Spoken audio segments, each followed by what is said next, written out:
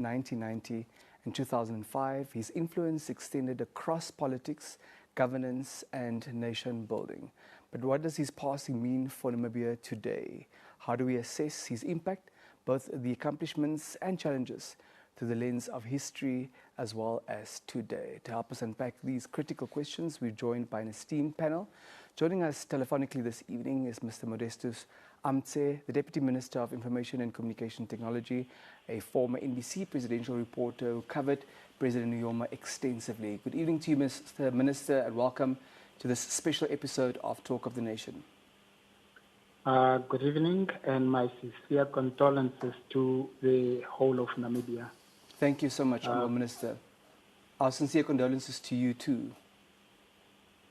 We're also joined this evening by Mr. Ronnie Dempers. He's the Executive Director at the Namibia Development Trust. Good evening to you, sir. Yes, sir. Welcome to this special episode. Thank you so much for making time for us. Great, thank you. And we're joined this evening as well by Madam Neta Ishono. She's the Executive Director at the Namibia Institute for Democracy. Good evening to you, ma'am, and thank you so much for making time for us. Good evening. Mr. Minister, let's please start with you. Talk to us about having received the news of the death of President Nujoma and where you were and what your initial thoughts are. Thank you very much for the question. I was actually in SWAPO carrying out some duties. And of course, it came as a very big shock to me. And I believe it is a shock to all Namibians because it's actually something that we know that it ought to be part of our lives, but the departure of the person of the caliber of His Excellency, the founding president and father of the Namibian nation, definitely is something we all believe it left a big gap. Of course, we are today celebrating his legacy, but to answer your question, really, it came as a very serious, not only disappointment, but we felt really that we are in a dark cloud. Thank you, Mr. Minister. Madam Ishono, where were you when the news reached you, and what are your initial thoughts? Wow, where was I when the news reached me? Because the news reached us Sunday morning. So Saturday evening, we were still celebrating my sister's birthday. And my sister and I, we were both beneficiaries of the founding fathers' visionary to send people into exile and to send people to study abroad. So we celebrated her birthday, we went to sleep, and then we woke up with the news. And our first thought was, let's call my father so that we can go with my father to the late president's house and pay our respect as the family. But just like the late president, that generation of liberation stalwarts and icons, they're elderly, they're frail. So I couldn't go with my father in the end. So I went with my youngest sister, and we went yesterday to the home of the late president and paid our respect to the family. Thank you for sharing that with us. Mr. Dempers, what are your initial thoughts, and where were you when the news reached you? Yeah, that Sunday morning, I remember the news was actually broken by my daughter, our last born. She came into our room and asked me, have you heard? Which tells me that even with people that we consider young, that don't take this news and stories seriously, it must have impacted her. That's why she rushed into our room and asked me, have you heard? And although we were learning about his being in the hospital and being hospitalized, when one got the news, what came to me is, wow, has this day arrived? And what next? Were really my questions. And as we're pondering to go to church, that was the reflection that we had this morning. And since I was leading the church service this morning, one of the first things that I did at that church service... Yesterday morning? No, at the church service was to ask the congregation that we observe a moment of silence in honor of the departure of our founding father. So although we were, as human beings, hearing that he's not feeling well, I think realizing his actual passing and departure really gave us a moment to think quite deeply about what does this mean for our nation and how do we move forward. Because we believe that although he was not active on the scene, he was very much at the background holding this nation together. Thank you for sharing those reflections, Mr. Dempert. Mr. Minister, you were an NBC reporter during his tenure as president, and you covered him and the presidency quite extensively. Please walk us through those years and that experience. Well, I'm not sure whether I got the question, but if the question is how it was when I was covering His Excellency, the founding president and father of the Namibian nation. Indeed, Mr. Then Minister. I can answer it, yes. Then I can answer it this way, that of course, it was a learning condition, because I have learned a lot being close to him, tapping from his wisdom and guidance. And I also had an opportunity to learn from his teachings, especially with regard to unity of purpose, with regard to economic growth, and with regard to loving the country over ourselves. He is a man who used to tell us about focusing on the benefit of the majority and reducing actions that are geared towards benefiting oneself. So it is something that also then, in principle, guided our way of reporting, especially myself, knowing that I'm reporting for my country, I'm reporting for Africa, and therefore I did my work with delegation because then that motive and motivation that I got from the founding president actually led me not only to be where I was as a journalist, but also where I am today as a politician.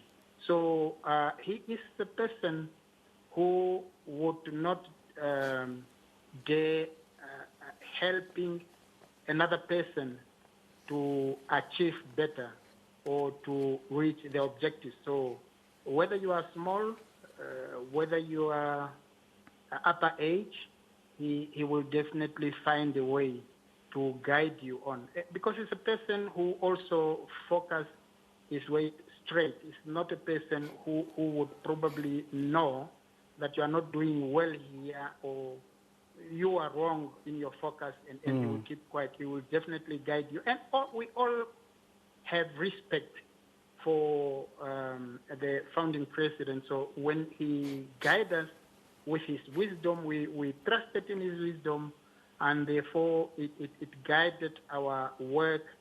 I could travel the whole world with him. I covered lots of summits accompanying him, including the UN General Assembly, the UNESCO sessions, and so many. But I can tell you, I have learned a lot from his patriotism, not only for Namibia, but for the whole of Africa. I actually regarded him as a Pan-Africanist, because when he participates, his focus is always about the benefit, not only of Namibia, but of Africa. Thank you, Mr. Minister. The sense of humanity, that is really what I have learned from our departed president. Thank you very much, Mr. Minister. Madam Mishono, a matter that remains close to your heart is the Namibian Constitution. And yes. I know how passionate you are about the supreme law of the land. And although President Hage Geingob was the chairperson of the Constituent Assembly, in conversation with my colleague Ricardo Nkwagesip, Professor Dunya Zongwe from the University of Namibia reiterated the fact that President Nujoma was the main implementer of constitutionalism. And what the Constituent Assembly was able to accomplish in approximately 80 days was, of course, under the guidance and leadership of President Nujoma. Help us understand what your take is about his contribution to constitutionalism, to the establishment of our constitutional democracy through our supreme law of the land that is deemed still 35 years down the line. He turned 35 yesterday, in fact, as one of the most progressive constitutions on this continent? Yes. You know, the whole Constituent Assembly was a group effort. Of course, there was a chairperson, which is our late president. It's, Denver, I must just say, I'm experiencing deja vu because we were here last Monday talking about the late president, Hage Geingob, and now we are here this Monday talking about the late president, Nujoma. So I feel like it's a bit of a repetition, but that's, be it as it may, the Constitution of Namibia, what led to it, that whole independence process, it started way before, you know, when in Berlin it was decided that at the Congo-Berlin Conference in November 1885 to February 1884, it was decided that Namibia, the territory that we now know as Namibia, was going to be German Southwest Africa. And for 30 years, the Imperial Germany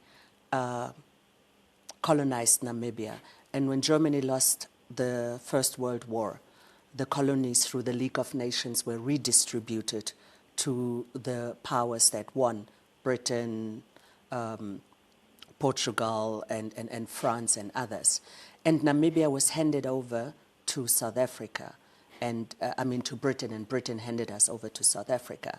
So that whole process when Namibians had, or local Namibians, or people that lived in this area, had no agency and no say, that was already the beginning of resistance. You know, we had resistance during the genocide, which culminated into the genocide. We had resistance during the apartheid, anti-apartheid, during the apartheid period. We had resistance all along. So talking about, looking back at our constitution, it started from when our agency was taken, and what our constitution did, it gave us back our agency. So that whole process didn't just start in 1989. It started way before, but in the end, it culminated into into the Constituent Assembly. And when you look at our constitution, it's a result of partially the Indian Constitution, partially the SWAPO Party manifesto from 1989, from different political parties and politicians and stakeholders. Of course, the Western Five Contact Group also had their input. So our constitution was a result of many different ideas and ideals and ideologies. But what we got in the end was definitely due to the leadership of our late presidents, both our late presidents, the one being the chairperson and the other one being then our first president. So I just wanted to guide us through that historical aspect so that we understand it wasn't just one person, it was a group effort, and it's basically gave us agency that we have now. Thank you. Thank you for walking us through that critically important historical context. Mr. Dimpesh, you shared with us earlier in your introductory overview that you had started reflecting once the news reached you through your daughter, whose life this news must have impacted as well, that you started reflecting on what does this mean for Namibia? What does a Namibia look like without our founding President Sam Nujoma? Against that backdrop, talk to us about what his legacy meant for the development of our country and where we find ourselves today, please. Yeah, thank you, Denver. I think to add on what my colleague has said, I think one of the legacies that our founding father is leaving for us is the policy on national reconciliation. If it was not the policy of national reconciliation, which he actively articulated, you know, because... And championed. To achieve that policy of national reconciliation, because that brought the different warring factions, people that were very suspicious of each other, people that had carried different perceptions of each other. You know, somebody that was labeled as a terrorist coming over to become the president. There was this whole fear of the communist onslaught that was coming. But the fact that he adopted and articulated and championed the policy of national reconciliation, I think paved the way and provided the critical foundations that Namibia needed at that time so that people could, with peace of mind, sit down and craft a constitution I believe if it was not that policy of national reconciliation been articulated so efficiently at the time, because that was the only option, and that wisdom that was demonstrated during that time. By President Nujoma. By President Nujoma. He was the embodiment of that, and he championed that. And I think that for us, that for me gave us the jump start of crafting this nation. Do we respect and appreciate that enough? Have we sufficiently internalized that fact? I think as we reflect as a nation, we need to recognize that the founding father and the founding fathers of our constitution have done their part. And they have laid the foundations of the policy of national reconciliation. We as a nation, I think, need now to create spaces to objectively reflect about how far have we come with this policy of national reconciliation. What have we achieved? Because you and I have a responsibility as well. Yes, we have that responsibility, and we are now the carriers of that responsibility. I think one of the things that I will also credit our founding father was, as much as he championed the independence struggle, in his statements, in his speeches, he always gave recognition to our forefathers, the Mandumes, the Marengas, the Witbois. That was a common theme. And I think with that, he was telling us that I did not start this struggle. I have picked up from those forefathers of us, and also telling us that I will not achieve all the objectives of our struggle. I may lead the nation to independence, but the independence is a bigger project, restoration of the dignity of the Namibian people. That is where we are now. Thank you. And that struggle has to be championed by you and us that have now been left behind. And Madam Naita. What do? We need to reflect on that, the policy of national reconciliation. Some few years back, I was at a wedding ceremony. And at this wedding ceremony, a mother of one of the student leaders that we were together with during the Nanso days of struggle, he had left the country, he was in exile, he did not return. Those of you who know the student struggle, who know Ahab, Joseph Hendricks, his mother came to me and asked me, Dembers, have you not heard about Ahab in these days? We were at a wedding ceremony. But this mother comes to me and talked about this. It was a few years back. And that made me to realize that we really need to deeply reflect our past. Thank you. And look at where we have come. Some of the issues still featuring in us is landlessness, for example. I think the ancestral landless. So whilst we have achieved the foundations and come thus far with the policy of national reconciliation, I think we have a responsibility, and we need to now pick up that challenge as the generation that have been left behind. The foundations have been built. We need now to build the walls of this nation. Madam Ishono, talk to us about that responsibility that Mr. Demper is saying vests in us as well. It's one thing for the foundation to have been laid, but in pursuit of honoring his legacy, we have work to do as well. Yes. And we have to accept that responsibility. Absolutely. And that responsibility comes with our Constitution, to go back to the Constitution. I knew you would. The beauty, yes, because the beauty of our Constitution, it gives us all the rights and the responsibility to take agency. Article 17 says all Namibians are allowed or have the right to participate in peaceful political activities, meaning all Namibians, not as before a minority against the majority. Now all Namibians have been given the right to participate in political activities, meaning we have the right to participate, but also the responsibility to follow that right. Because it's one thing to say, oh, I have the right to do A, B, C, but with that right comes the responsibility. So what's the responsibility? As a responsible Namibian citizen, we need to get ourselves educated, understand and know your constitution.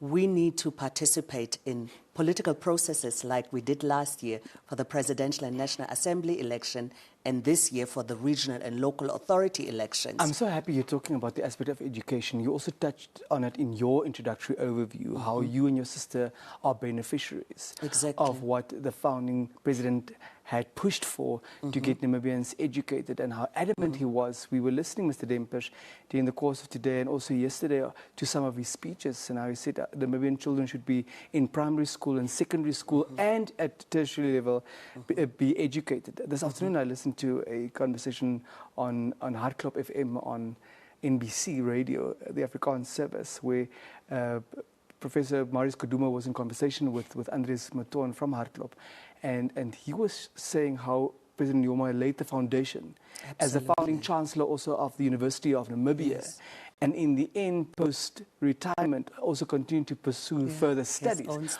What does that say in terms of what he had done, that foundation that we're talking about? But you know, Denver, there were certain slogans I grew up with. One of them was education for all.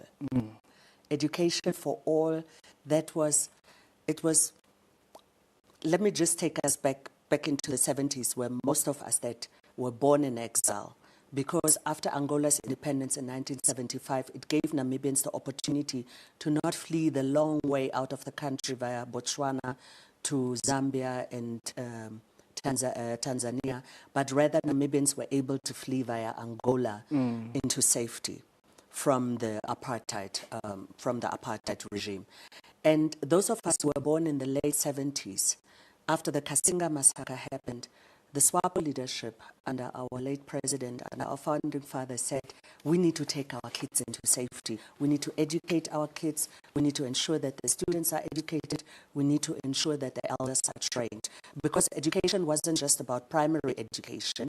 It was also about secondary and tertiary and adult education. So our late president championed that. That's why you see so many Namibians having gone to Cuba for education, having gone to Russia, having gone to Britain, to Finland, to GDR, to Czechoslovakia, and all those countries that helped Namibia. But that was under his guidance. He said, we're not going to go into independence without an administration, without educated people. Thank you. Everybody needs to be educated. So most of the Namibians that you see now that are in the current administration are beneficiaries from that vision. Thank you. Thank you so much. Mr. Minister, talk to us about the relationship that President Nujoma had with the media and with journalists such as yourself. Thank you very much. I would say, look, the independence of Namibia was not only about rights that people were denied during colonialism, but the fight was also about the right to information, to access information. And His Excellency, our late president, was the president at the time when the Windhoek Declaration was made, and that was precisely to give a freedom of press and freedom of expression the impact is that it deserves, so that we can express ourselves freely, that right to access information and also to communicate was then given. And remember that this is the instrument that gave birth to freedom of the press when it was endorsed by the UN in 1992, because the Windhoek Declaration was in 1991. So that is just one of the examples. But I remember that all cabinet decisions or government decisions were also given to the press. For instance, press will be invited to the press conferences or to interview him. I remember people were given access to talk to him when he is arriving in the country, departing the country, or at State House on the affairs of the country. So the people were informed on time, so because he believed that information is power. He believed that if we empower our people with the necessary information and on time, we also empower them to make informed decisions. So that has been his principles. And even internationally, when we traveled together, he always accorded that platform to journalists to talk to him, and he would answer their questions. So he was a man who believed in justice. And justice is only justice if also that includes the rights to information, freedom of expression, and like we say, he gave birth to our independence. So I can tell you that if we are to discuss about the founding president, what he did in whatever area, I think we will not finish. But all in all, he was just an excellent man. Thank you, thank you. President Bush, I saw you were nodding in agreement. It's certainly not insignificant that the Windhoek Declaration was born during his tenure as president. No, that is really very significant, because that's one of the foundations that he has laid, you know, and irrespective of the media issues that he had in between, the fact that that foundation was so firm. I mean, look at what press freedom status Namibia today enjoys in Africa in particular, and that is because of that foundation, irrespective of who's in power, but laying the foundations. Upon those foundations, institutions have been built, and I think that has strengthened the democracy that we are enjoying today. And I mean, one of the things that I really remember and appreciate around the life of our founding father was he did not only speak, he demonstrated through action. My colleague has talked about education and the importance of education. His biography tells us that he has only reached standard 6, but that did not stop him. To demonstrate to the youth the importance of education, he enrolled at the university to become a student. And that was for me just to demonstrate to the students that there is no limit to you achieving what you want to achieve. And you know, during the, even you know, studying back the years to reflect about, we have started talking and carried this spirit of Sam Nujoma even before we have seen this man, and before we have embraced him. I mean, I remember during the days of the student struggle, there was a popular slogan that we were using, Sam Nujoma everywhere. You know, that leader, Sam Nujoma. And we were mentioning places and towns, small villages in Namibia. You know, Ebikiro, Sam Nujoma. North Over, Sam Nujoma. And because of those slogans, you know, Sam Nujoma today is a household name in Namibia. And because it was not only the name, but that name represented the struggle for our freedom, the struggle for the power of the tongue there. And therefore, I think learning from that history, Namibian nation can today declare the good aspirations that we want to achieve in the future, moving ahead. What kind of society we can craft, and we can name them by declaring good things, like that slogan has worked for us. I mean, it was students and youth that carried that slogan. And today, that is real in Namibia. That name is known, and that name has achieved independence, freedom for us. Thank you. And I think standing and building on that power of the tongue, I think we can declare so many good things upon this nation as we bid farewell. President Bush is making a declaration here, Madam Ishona, and lots of nutrition for thought. Against the background of that foundational work that President Nujoma had done, help us understand how that contributed significantly to the establishment of our civil society organizations. Once again, our Constitution. Which is the ultimate foundation. It's the ultimate foundation. It's our legal foundation. It's our bedrock. In the Constitution, because we have the right to participate in peaceful activity, we have the right to form associations, we have a right to join association, we have freedom of press, we have freedom of religion. And one of the freedoms to join association is also to establish non-governmental organizations that work together with the state. Because what other thing is a non-governmental organization than an organization that contributes to what government and business sector is doing? And when you look at civil society, we are in academia, we are in the unions, we are in the media, we are in sports, we are in the health sector, in the agricultural sector, in the environmental sector. And when you look at civil society in Namibia, we are everywhere. Just like the president was supposed to be everywhere, we are also everywhere because we have the freedom and the liberty and the responsibility to assist where we can. When you look at the oldest civil society groups, the churches in Namibia, there's freedom of religion. More than 92. Despite it being a secular state. Yes, despite us freedom. being a secular state and despite us not having necessarily religion as a mandatory subject. But Namibians consider themselves spiritual and religious, and they take food for thought and they take nourishment from that.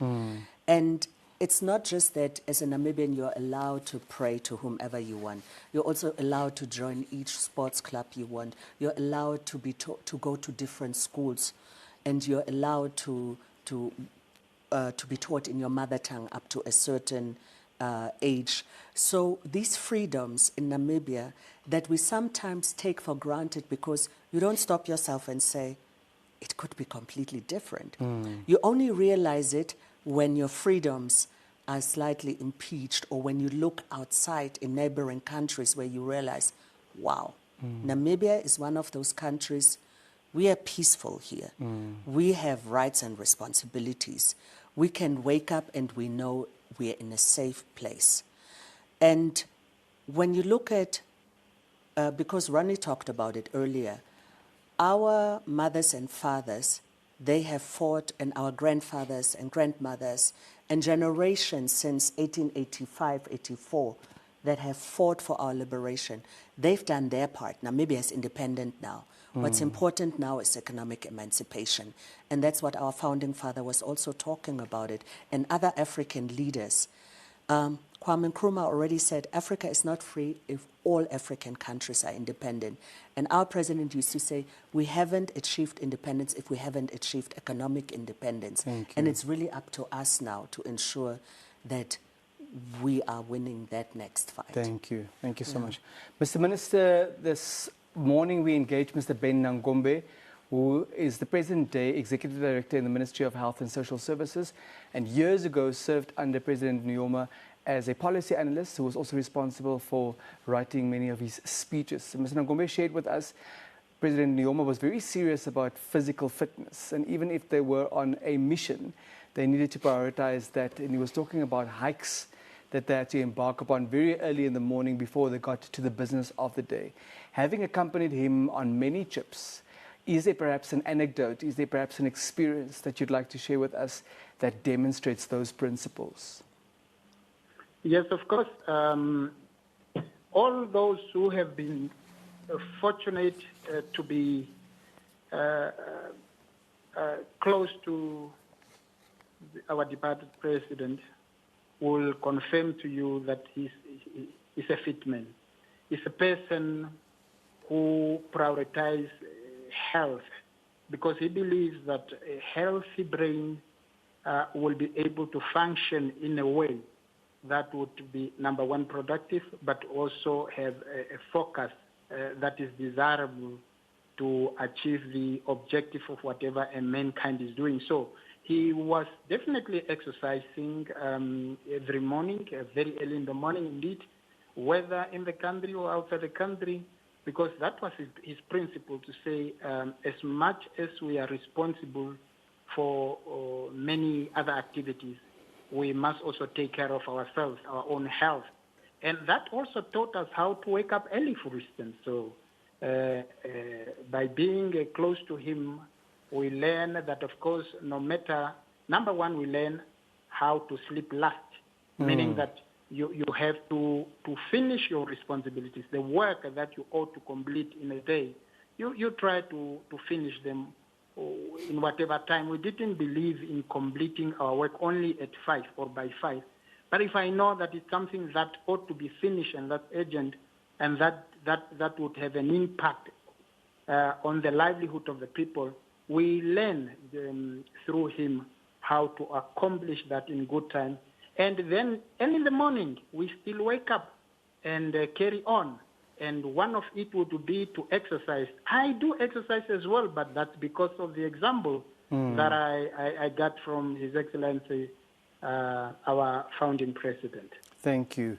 Mr. Dempers, if we take stock of the relationship that President Nujoma had with civil society, we cannot divorce that from his engagement with traditional leaders, with spiritual leaders. We've learned over the past 2 days, particularly how devoted he was also to his church.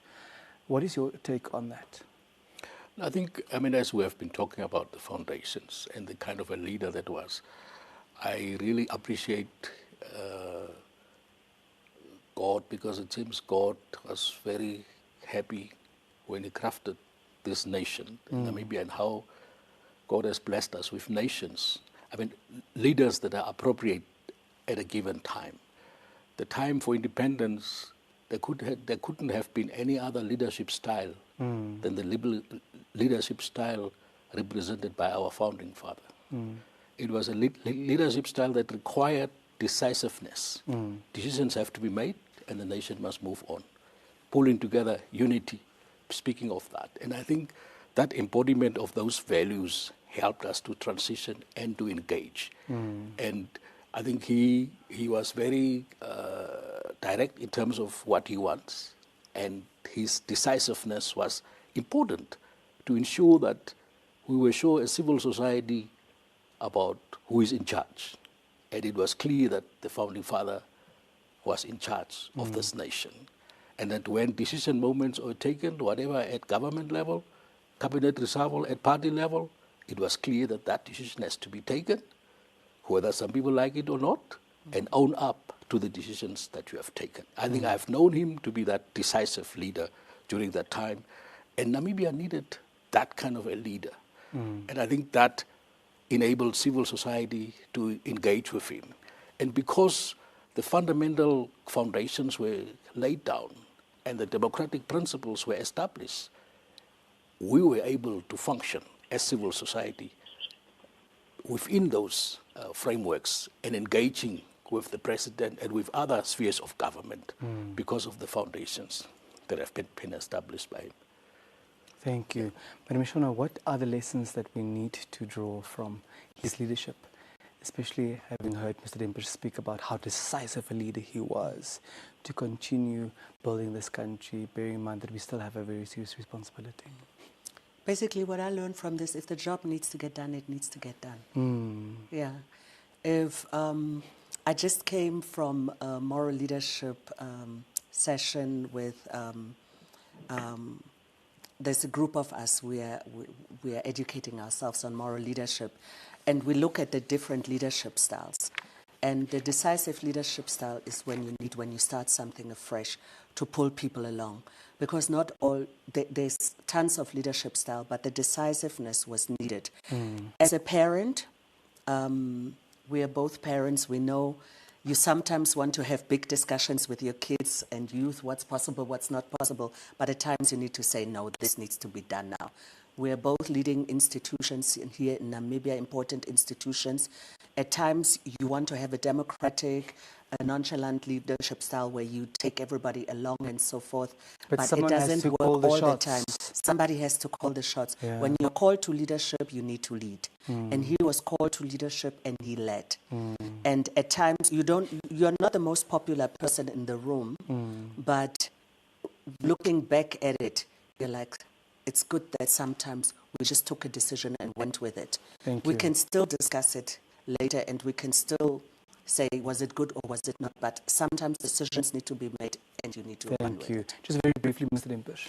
Yeah, I think one of the features that I think can say about our founding father was, during the time, I think he was blessed to be surrounded by capable leaders. And one thing that we have seen is his ability to deploy out of his team appropriately the right people at the right time with the right assignment. And I think you need to be a leader to be able to spot talent, ability, and deploy those people that are your team players appropriately. And I think that is one thing that we have seen our founding father was able to do it. Thank you. And that kept the party together. It kept Namibia together. It kept us together as a country. Thank you. Mr. Minister, in conclusion, what does a Namibia without Sam Nujoma look like from your perspective? I want to say our founding president, the father of the nation, is gone, but his legacy remains with us. We have learned a lot from him, and he has produced leaders. He groomed people, the leaders that we have today, including our president, our vice president, our prime minister, and so many of them. So a leader that have paved the future for Namibia by grooming the leaders for tomorrow is only telling us that we should emulate that example, to learn, to share the experience that we have with especially the future generation, so that there is no time where we would have no prepared leaders as we get, as our time also ends, because there is no one who's made probably to lead forever. But the best thing as a leader is to groom those behind you, so that they are able to take over, and you would not have concern. So I know that our founding president is no more with us, but I believe if all of us do not only talk, but we do as we have learned from him, then I would have no concern about the future Namibia. Because then I know that Namibia will be in good hands. And that's why I say, at the moment, I believe Namibia is still in good hands, with the leadership at the helm, and the leadership that has been groomed by His Excellency, our departed president. So all I'm saying is just let mourn him with the respect that he deserves, and also prepare ourselves to take it as it has come to us, the dark cloud under which we are today. So thank you. Let's embrace each other, and let's mourn our founding president with the highest respect ever, because he deserves it. Thank you, Mr. Minister. Dapandula Unene. Thank you very much, my brother. Mr. Rimpish, your brief final thoughts. What does Namibia without Sam Nujoma look like for you, very briefly? Yeah, I think we have been left with a very rich legacy. Ours is to build on that. I'm grateful to God that He has been able to see through the different leadership transitions that He has built. We are entering now a fifth president era. Now, number 5 for me, significant moment. Some of us who believe in the Bible believe number 5 represents moments of grace, moments of favor, moments of restitution. And number 5 also, we learned that David took 5 stones when he fought against that giant that we know, Goliath.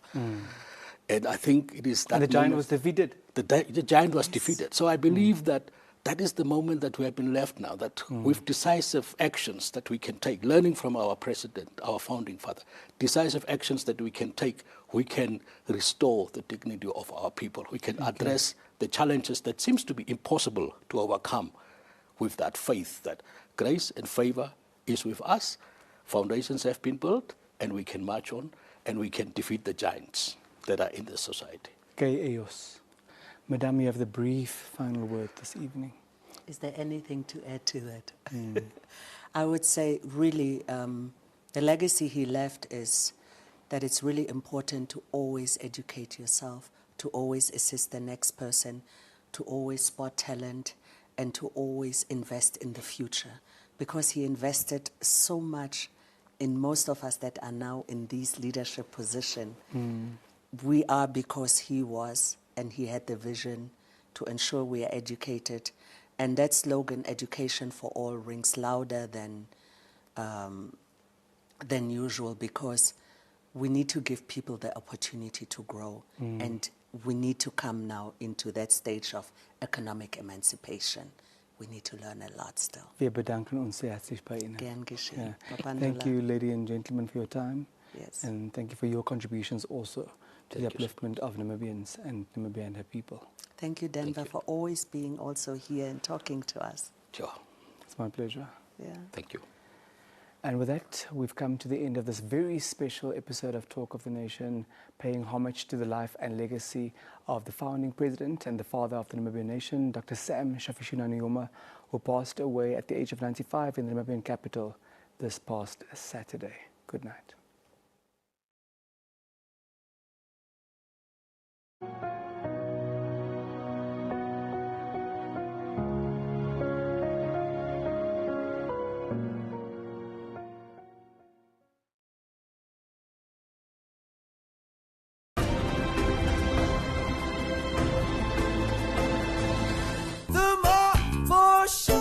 Introducing Cousin Celeste's latest look. And these are the best part. They are limited edition. Like me. Get Barter school shoes for only $70 when you spend $350 or more. Buy 200-gram Baker's Blue Label Murray biscuits, any two, for $30. Or 175-gram Lifebuoy Hygiene soap, any two, for only $28. And that's why we shop at Spa. Good day, everyone. To get to River Higher Institute of Technology from Hartley Factory, you turn right.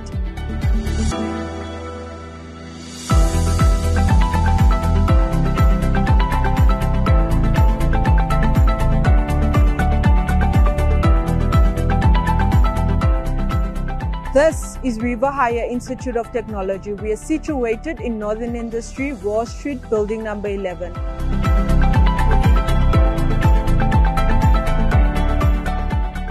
River Higher Institute of Technology's applications are still ongoing, so if you'd like to pursue your studies this year, don't let this opportunity pass you by. Our campus is located in Northern Industry, Rule Street, number 11. For more information, please contact us on 061 401 598 or 061 232 652.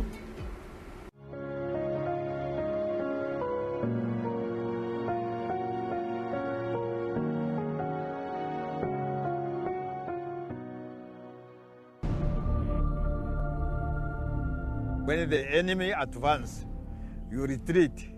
When the enemy retire, you attack. This is precisely what we did.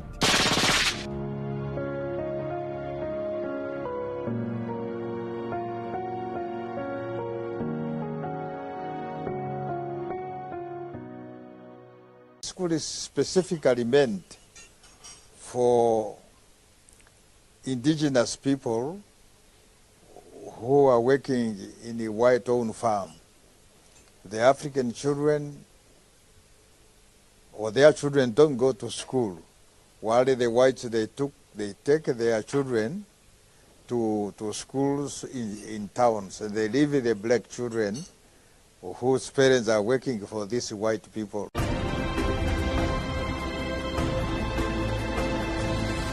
The Windhoek Waterfront, Extension 5 Korea Hub, erf sizes ranging between 300 and 400 square meters. One is welcomed by an open-plan kitchen and living room. All rooms have built-in cupboards and sizes range from 10 to 18 square meters. For a more diverse style of living, the bathrooms offer the choice of a bathtub or shower. A single roll-up garage leads you to the backyard, where one can spend most of the leisure time, with a bright structure for an easy Sunday.